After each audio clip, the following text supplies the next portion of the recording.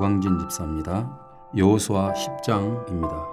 그때의 여호수아가 아이를 빼앗아 진멸하되 여리고와 그 왕에게 행한 것 같이 아이와 그 왕에게 행한 것과 또 기브온 주민이 이스라엘과 화친하여 그 중에 있다 함을 예루살렘 왕 아도니세덱이 듣고 크게 두려워하였으니 이는 기브온은 왕도가 같은 큰 성임이요 아이보다 크고 그 사람들은 다 강함이라. 예루살렘 왕 아도니세덱이 헤브론 왕 호암과 야르무드 왕 비람과 라기스 왕 야비아와 에글론 왕 드빌에게 보내어 이르되 내게로 올라와 나를 도우라. 우리가 기드온을 치자. 이는 기드온이 여호수아와 이스라엘 자손과 더불어 화친하였음이라 하며 아모리 족속의 5 왕들 곧 예루살렘 왕과 헤브론 왕과 야르무드 왕과 라기스 왕과 에글론 왕이 함께 모여 자기들의 모든 군대를 거느리고 올라와 기브온에 대진하여 싸우니라. 기브온 사람들이 길갈 진영에 사람을 보내어 여호수아에게 전하되 당신의 종들 돕기를 더디하지 마시고 속히 우리에게 올라와 우리를 구하소서. 산지에 거주하는 아모리 사람의 왕들이 다 모여 우리를 치나이다 하매 여호수아가 모든 군사와 용사와 더불어 길갈에서 올라가니라. 그때 여호와께서 여호수아에게 이르시되 그들을 두려워하지 말라. 내가 그들을 내 손에 넘겨주었으니 그들 중에서 한 사람도 너를 당할 자가 없으리라 하신지라. 여호수아가 길갈에서 밤새도록 올라가 갑자기 그들에게 이르니 여호와께서 그들을 이스라엘 앞에서 피하게 하심으로 여호수아가 그들을 기브온에서 크게 살육하고 벳호론에 올라가는 비탈에서 추격하여 아세가와 막게다까지 이르니라. 그들이 이스라엘 앞에서 도망하여 벳호로느 비탈에서 내려갈 때에 여호와께서 하늘에서 큰 우박덩이를 아세가에 이르기까지 내리시매 그들이 죽었으니 이스라엘 자손의 칼에 죽은 자보다 우박에 죽은 자가 더 많았더라. 여호와께서 아모리 사람을 이스라엘 자손에게 넘겨주시던 날에 여호수아가 여호와께 아뢰어 이스라엘 목전에서 이르되 태양아 너는 기브온 위에 머무르라. 달아 너도 아얄론 골짜기에서 그리할지어다 하며 태양이 머물고 달이 멈추기를 백성이 그 대적에게 원수를 갚기까지 하였느니라. 야사르 책에 태양이 중천에 머물러서 거의 종일토록 속히 내려가지 아니하였다고 기록되지 아니하였느냐. 여호와께서 사람의 목소리를 들으신 이 같은 날은 전에도 없었고 후에도 없었나니 이는 여호와께서 이스라엘을 위하여 싸우셨음이니라. 여호수아가 온 이스라엘과 더불어 길갈 진영으로 돌아왔더라. 그 5 왕들이 도망하여 막게다의 굴에 숨었더니 어떤 사람이 여호수아에게 고하여 이르되 막게다의 굴에 그 5 왕들이 숨은 것을 발견하였나이다 하니 여호수아가 이르되 굴 어기에 큰 돌을 굴려 막고 사람을 그 곁에 두어 그들을 지키게 하고 너희는 지체하지 말고 너희 대적의 뒤를 따라가 그 후군을 쳐서 그들이 자기들의 성읍에 들어가지 못하게 하라. 너희 하나님 여호와께서 그들을 너희 손에 넘겨주셨느니라 하고 여호수아가 이스라엘 자손이 그들을 크게 살육하여 거의 멸하였고 그 남은 몇 사람은 견고한 성들로 들어간 고로 모든 백성이 평안히 막게다 진영으로 돌아와 여호수아에게 이르렀더니 혀를 놀려 이스라엘 자손을 대적하는 자가 없었더라. 그때에 여호수아가 이르되 굴 어기를 열고 그 굴에서 그 5 왕들을 내게로 끌어내라 하며 그들이 그대로 하여 그 5 왕들 곧 예루살렘 왕과 헤브론 왕과 야르무드 왕과 라기스 왕과 에글론 왕을 굴에서 그에게 끌어내니라. 그 왕들을 여호수아에게 끌어내매 여호수아가 이스라엘 모든 사람을 부르고 자기와 함께 갔던 지휘관들에게 이르되 가까이 와서 이 왕들의 목을 발로 밟으라 하며 그들이 가까이 가서 그들의 목을 밟으매 여호수아가 그들에게 이르되 두려워하지 말며 놀라지 말고 강하고 담대하라. 너희가 맞서서 싸우는 모든 대적에게 여호와께서 다 이와 같이 하시리라 하고 그 후에 여호수아가 그 왕들을 쳐 죽여 5 나무에 매달고 저녁까지 나무에 달린 채로 두었다가 해 질 때에 여호수아가 명령하며 그들의 시체를 나무에서 내려 그들이 숨었던 굴 안에 던지고 굴 어기를 큰 돌로 막았더니 오늘까지 그대로 있더라. 그날에 여호수아가 막게다를 취하고 칼날로 그 성읍과 왕을 쳐서 그 성읍과 그 중에 있는 모든 사람을 진멸하여 바치고 한 사람도 남기지 아니하였으니 막게다 왕에게 행한 것이 여리고 왕에게 행한 것과 같았더라. 여호수아가 온 이스라엘과 더불어 막게다에서 림나로 나아가서 림나와 싸우매 여호와께서 또 그 성읍과 그 왕을 이스라엘의 손에 붙이신지라. 칼날로 그 성읍과 그 중에 모든 사람을 쳐서 멸하여 한 사람도 남기지 아니하였으니 그 왕에게 행한 것이 여리고 왕에게 행한 것과 같았더라. 여호수아가 또 온 이스라엘과 더불어 림나에서 라기스로 나아가서 대진하고 싸우더니 여호와께서 라기스를 이스라엘의 손에 넘겨주신지라. 이튿날에 그 성읍을 점령하고 그것과 그 안에 모든 사람을 쳐서 멸하였으니 림나에 행한 것과 같았더라.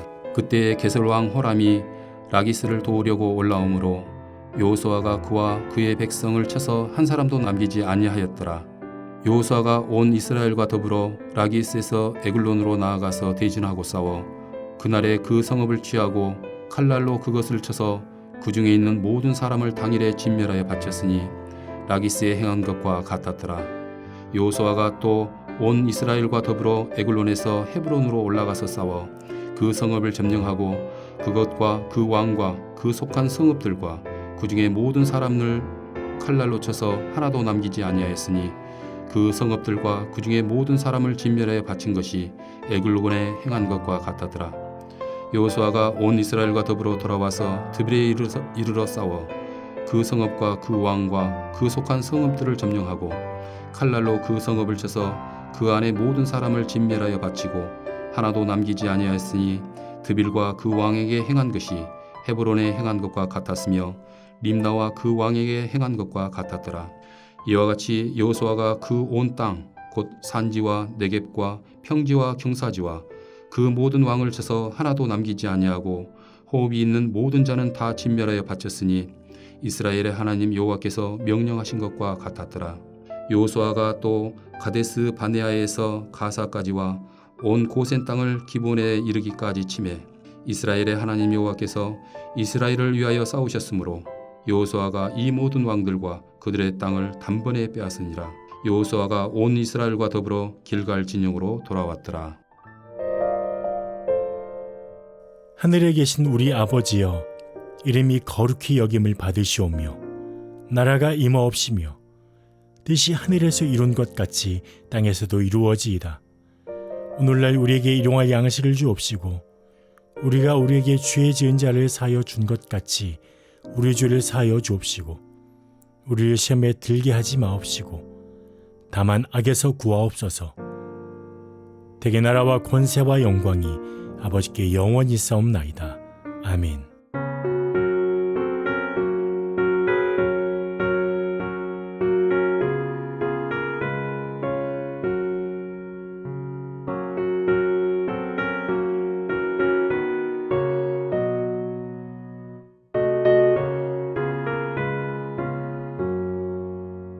거친 세상에서 실패하거든 그 손 못자국만 쳐라.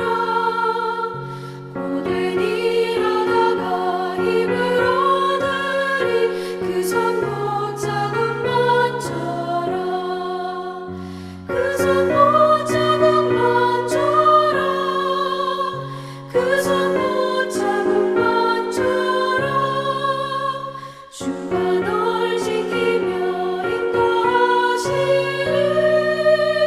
그 손 못자국만 쳐라. 내가 어둠 속을 걸어갈 때에 그 손 못자국만 져라. 주가 참 평안을 내게 주시리 그 손 못자국만 져라. 그 손 못자국만 져라. 그 손 못자국만 져라. 주가 널 지키며 인도하시리 그 손 못자국만 져라.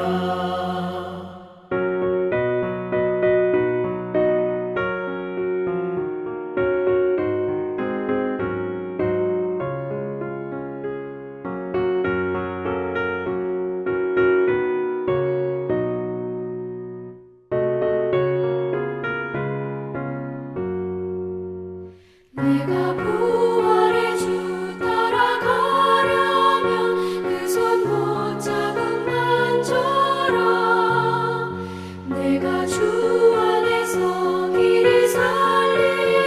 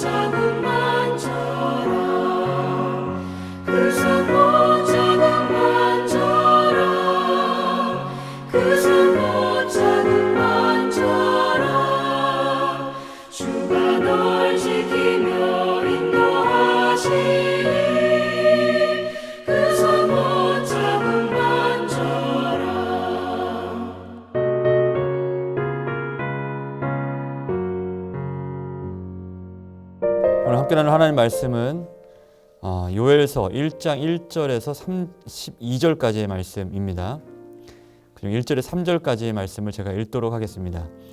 부두엘의 아들 요엘에게 임한 여호와의 말씀이라. 늙은 자들아 너희는 이것을 들을지어다.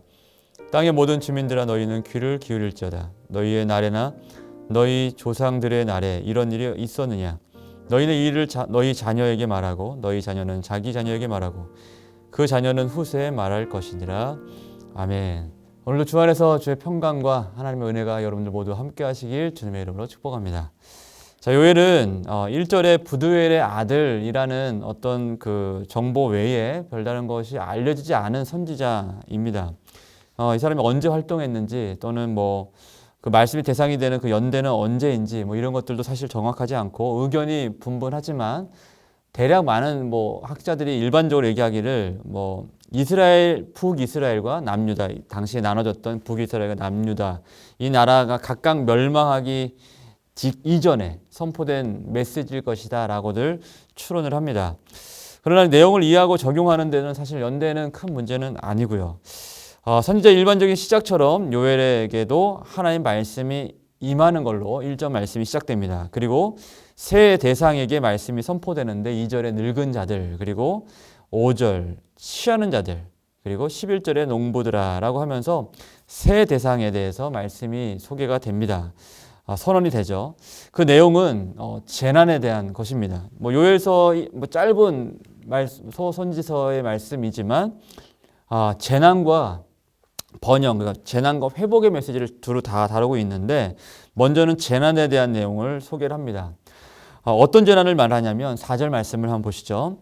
팥중이가 남긴 것을 메뚜기가 먹고 메뚜기가 남긴 것을 느치가 먹고 느치가 남긴 것을 황충이 먹었도다. 팥중이, 뭐 메뚜기, 메뚜기 외에는 뭐 좀 생소한 이름들입니다만은 이 세 대상이 나오는데 다 메뚜기과에 속하는 곤충들을 말합니다. 이 원문을 보면 좀 더 정확하게 소개를 하고 있는데 뭐 팥중이 같은 경우는 성숙하지 못한 메뚜기, 또 느치는 어린 메뚜기, 뭐 이렇게 해석되는 어떤 그런 내용들을 썼지만 다 메뚜기 종류들을 얘기하고 있습니다. 4절 말씀을 보면 이 4절 말씀, 뭐가 남긴 것을 뭐가 먹고 뭐가 남긴 것을 뭐가 먹고 이 말씀이 마치 출애굽기 10장 말씀에 하나님께서 이스라엘을 구원하시기 전에 애굽 전역에 내리셨던 그 10가지 재앙, 그 중에서 우박의 재앙을 연상하게 합니다. 그러니까 메뚜기 재앙이 있죠. 메뚜기가 그 우박에 상하지 않은 밭의 채소의 나무와 열매를 다 먹어버렸다 이런 표현을 하는데 마치 그와 같은 것이 연상됩니다.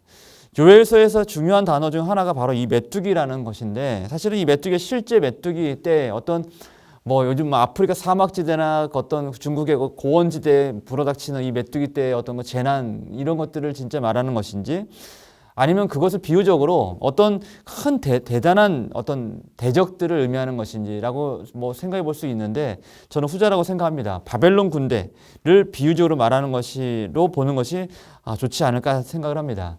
그러니까 어떤 이스라엘 그리고 유다의 강한 대적의 침략으로 인한 황폐함을 초래하는 어떤 대상으로 이 메뚜기 떼를 소개하고 있는 거죠. 자, 요엘은 말합니다. 술 취한 자들아, 이 취한 자들을 말하는 것이죠. 너희는 깨어올지어다 라고 얘기해요. 왜요? 6절 말씀에 다른 민족이 내 땅에 올라왔는데 그들은 강하고 수가 많다라고 말씀을 하죠. 그래서 깨어올지어다 라고 얘기합니다. 여러분 한번 상상해 보십시오. 그와 같은 무서운 대상이 코앞에 닥쳤는데 어떤 즐거움과 술과 향락에 취해 젖어 있는 그 백성들, 여러분들 이런 상태가 되면은 뭐 이거는 그야말로 재난 정도가 아니라 재앙이죠, 재앙. 저는 제가 이런 모습일까봐 저는 두렵습니다. 또 이 시대에 사는 성도들도 이런 모습일까봐 두렵습니다. 하나님께서 예수님께서 오시는 때가 도적같이 임할 거라고 말씀하시고 그와 같은 재난은 아무도 모르는 사이에 임할 거라고 말씀하는데 저희는 흥청망청 또는 그냥 세상에 취해서 또 세상 염려에 취해서 하나님의 나라와 하나님의 일은 생각하지 못하고 그렇게 살다가 하나님의 그 재난의 때를, 재앙의 때를, 심판의 때를 맞이하게 될까 봐 저는 그것이 참 개인적으로 두려운 마음이 들었습니다. 자, 그와 같은 대적들이 올라오자 포도나무 그리고 무화과 나무가 하얗게 되었다고 얘기를 합니다. 그러니까 오랫동안 공을 들여 키워온 과실수들이 모두가 다 한순간에 무용지물이 된 것이죠. 오랜 시간 힘겹게 키워온 가실수가 죽었다는 것은 그들의 즐거움의 근원이 이제 끝났다라는 걸 얘기하고 의미하는 것입니다. 이 같은 재난으로 인해 밭은 황무하게 되었고 그리고 곡식은 떨어지고 새 포도주는 마르고 기름도 다합니다. 그리고 8절 말씀 보면 처녀는 약혼한 예비 신랑을 잃죠. 시집도 가기 전에 황망함을 경험하게 됩니다. 12절의 요엘은 사람의 즐거움이 말랐도다라고 얘기를 합니다. 자, 여러분 문제는 이런 상황들 때문에 심지어 하나님께 드리는 이 소제와 전제의 제로마저도 끊어져서 제사를 더 이상 드릴 수 없게 되었다고 설명합니다. 여러분 무엇 때문에 그렇게 됐어요? 메뚜기 떼들, 곧 강하고 수가 많은 다른 어떤 대적들, 민족들에 의해서 이런 일이 있을 것이다라고 얘기하고 있는 거죠. 그런데 여러분들 분별할 것이 있습니다. 여러분들 이 메뚜기가 이런 메뚜기 떼의 이 대상이 어디서 나왔냐는 거죠. 보다 직접적으로 말한다면 누가 이것들을 보내고 누가 이것들을 주관하고 있느냐라는 것입니다. 세상을 바라볼 때 여러분들 그런 눈으로 바라볼 수 있어야 돼요. 누가 이것들의 모든 것들의 원인자가 누구인가? 여러분 이 말씀의 원인자는 누구예요? 하나님이시죠. 전능하신 하나님, 심판주 하나님, 공의로우신 하나님. 무슨 말인가요? 하나님께서 메뚜기 떼를 보내 황무하게 하신 것입니다. 그러니까 그 하나님께 드리던 제사를 멈추게 하신 것도 하나님이시라는 겁니다. 하나님께서 그것을 말씀하시면서 그들의 땅이라고 하지 않고 너희의 포도나무, 너희의 무화과 나무라고 하지 않으시고 뭐라고 말씀하세요? 내 땅, 내 포도나무, 내 무화과 나무라고 말씀하십니다. 이게 하나님 입장에서 하나님 중심으로 말씀을 하시는 겁니다. 하나님 인칭으로. 그러니까 하나님의 주신 은혜를 여러분들 그 사람들은 어떻게 생각하고 살았어요? 내 포도나무, 내 무화과 나무, 내 땅이라고 생각하면 살았겠죠. 그런데 하나님은 명확하게 다시 한번 구별하시고 구분하십니다. 내 땅이야, 내 포도나무야, 내 무화과 나무야 라고 말씀하시죠. 모든 것이 자기 것인 양 주인 행세하며 흥청망청 취한 이스라엘에게 이 땅의 주인이 누구인지 하나님이 주신 그 땅, 하나님이 세우신 그것을 그 허시는 그 하나님의 수고를 통해서 그것을 다시 깨닫게 하시는 대목을 그들이 마주하게 된 것입니다. 여러분 마태복음 4장과 마가복음 11장 말씀을 보면요. 예수님께서 예루살렘에 이르러 성전에 들어가셨을 때 한 무화과 나무를 저주에 뿌리째 말리신 사건이 소개가 됩니다. 마가복음 11장에 예수님의 동선을 보시면 성전에 들어가셔서 내 집은 만민이 기도하는 집이라 이 칭함을 받으리라고 하지 않았느냐라고 말씀하실 때에 이 성전을 둘러 엎으신 사건 이후에 이 무화과 나무의 일이 있었습니다. 여러분 성전은 있는데 누가 없었어요? 그 당시에? 하나님이 계시지 않았습니다. 그들의 마음 가운데, 그들의 제사 가운데, 그리고 그들의 예배와 그리고 예물과 헌물 가운데 하나님이 계시지 않았어요.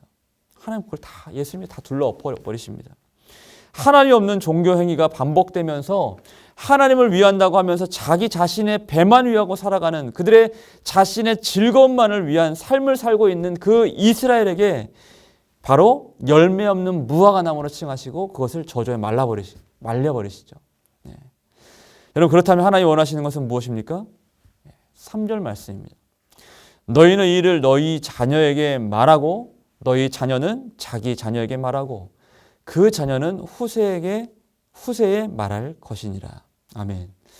하나님께서 명령하십니다. 이 이와 같은 이 일이 있을 텐데 이 일을 너희 자녀에게 말하고 또 너희 자녀는 그 자녀에게 말하고 또 그 자녀는 후세에게 말해라 라고 말씀해요. 여러분이 말씀을 통해서 압니다. 성경의 모든 기록된 말씀은 후세에 우리로 하여금 그 말씀으로 인하여서 그것을 표본 삼고 경고를 삼아서 그 말씀에서 벗어나지 않는 삶, 그와 같은 실수와 잘못을 반복하지 않은 삶을 살게 하기 위해서 이와 같은 하나님께서 우리에게 이런 말씀을 성경 말씀을 주셨다고 말씀을 합니다. 그러니까 요엘은 그 말씀을 하고 있는 거예요. 여러분 이 시대에 정말 필요한 말씀입니다. 우리는 은혜의 시대에도 감사함으로 은혜의 기념비를 세워야 합니다만 사실은 재난과 고난의 시대에도 영적인 기념비를 바르게 세울 수 있어야 이것이 참된 믿음의 모습으로 우리 가운데 온전히 여겨지고 또 후손에게도 이 시대에 세워진 이 기념비로 하여금 그들로 하여금 깨우고 각성하게 만든다라는 것이죠. 여러분 그것이 바로 지금의 시대 아닙니까? 이 시대에 필요한 거란 말이죠. 하나님께서 후세에 알게 하신 말씀이 무엇입니까? 여러분들 누가복음 13장 말씀 한번 찾아보시면 13장 4절과 5절 말씀 보면 예수님이 오시는 그때의 일을 준비하고 예비할 것을 당부하시면서 이와 같은 비유를 하십니다. 4절에 또 실로암에서 망대가 무너져 치어 죽은 18사람이 예루살렘에 거한 다른 모든 사람보다 죄가 더 있는 줄 아느냐? 너희에게 이르노니 아니라 너희도 만일 회개하지 아니하면 다 이와 같이 망하리라 라고 말씀합니다. 여러분 우리 아멘 할 수 있어야 돼요. 너희도 만일 회개하지 않냐면 다 이와 같이 망하리라. 여러분 꼭 이것을 깨어 들어야 된다는 거예요. 이 시대에만 있었던 일이 아니라 지금의 이 시대 가운데 들려준 말씀이기 때문에 이 시대에 이 후손으로 살고 있는 우리에게 말씀하고 있는 말씀인 거죠. 그러니까 이와 같은 이 코로나와 또 이런 재앙의 시대들, 환경과 그리고 기근과 또 민족들 간의 어떤 그런 대립과 이데올로기의 싸움들, 이런 역사적인 시간들을 보내면서 세워진 이 고난의 시간에 세워진 믿음의 기념비를 통하여서 후세를 깨우는 일에 우리를 지금 하나님께서 초대하고 계신다는 거죠. 여러분 깨어 들어야 됩니다. 그들이 모든 사람보다 죄가 더 있는 줄 아느냐? 실로암에서 망대가 무너져서 죽은 18사람이 너희보다 죄가 더 많아서 그런 재앙을 겪는 줄 아느냐? 아니라 너희도 만일 회개하지 아니하면 이와 같이 망하리라 라고 경고하고 계십니다. 남의 일이 아닙니다. 다 나의 일로 새기고 우리 함께 회개하고 하나님께 은혜를 간구하며 기도하고 영적인 믿음의 기념비를 세울 수가 있어야 되는 겁니다. 말씀 마칩니다. 여러분 하나님의 공의를 생각해야 됩니다. 하나님께서 우리에게 보여주시는 은혜의 사인들을 분별해야 합니다. 들어야 합니다. 그리고 바르게 말할 수 있어야 됩니다. 그래야 재난이 재난으로 끝나지 않고 재난의 그 자리가 재난의 자리가 은혜와 회복의 자리로 바뀔 수 있기 때문에 그렇습니다. 여러분 이와 같은 믿음으로 깨어있는 영적인 믿음의 삶이 되시길 주님의 이름으로 축복합니다. 같이 한번 기도하겠습니다. 고마우신 아버지 하나님 감사합니다. 말씀을 들을 귀를 우리에게 허락하여 주옵소서. 성령으로 심령을 깨우쳐 주시고 하나님 회개하고 영적으로 분별하여 각성되어 시대를 온전히 하나님 뜬 눈으로 깨어있는 신앙으로 살 수 있도록 우리 모두에게 말씀의 은혜와 성령의 은혜를 허락하여 주시옵소서. 감사드리며 예수님의 이름으로 기도드립니다. 아멘.